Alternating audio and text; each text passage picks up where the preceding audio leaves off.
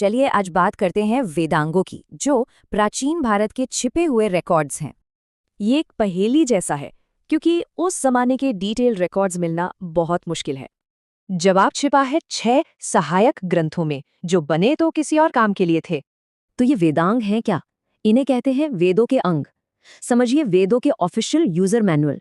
इन 6 अंगों का एक खास धार्मिक काम था, जैसे सही मंत्रोच्चार या पूजा का सही समय तय करना। पर मजे की बात यह है कि इन मैनुअल्स में उस समाज का पूरा सिस्टम लॉग रिकॉर्ड हो गया।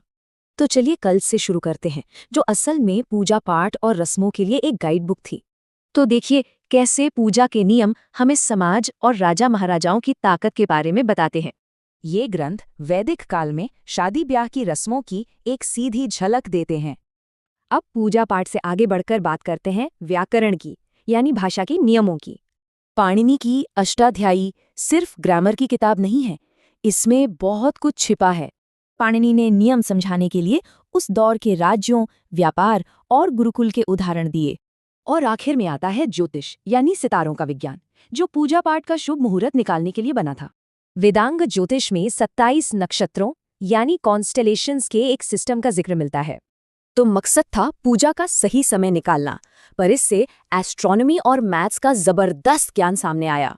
तो जब इन सभी वेदांगों को एक साथ जोड़ते हैं तो ये एक ऐतिहासिक पहेली के टुकड़े बन जाते हैं। हमें परिवार, सोशल क्लास और रोजमर्रा के रीति रिवाजों के बारे में पता चलता है। हमें उस दौर के राज्यों के नाम और तब के राजकाज के बारे में जानकारी मिलती है।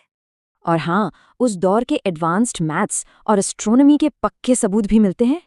तो साफ है, वेदांग सिर्फ धार्मिक ग्रंथ नहीं, बल्कि बेहद जरूरी ऐतिहासिक सोर्स हैं। ये सोचने वाली बात है कि और कितने प्राचीन ग्रंथों के राज खुलने अभी बाकी हैं।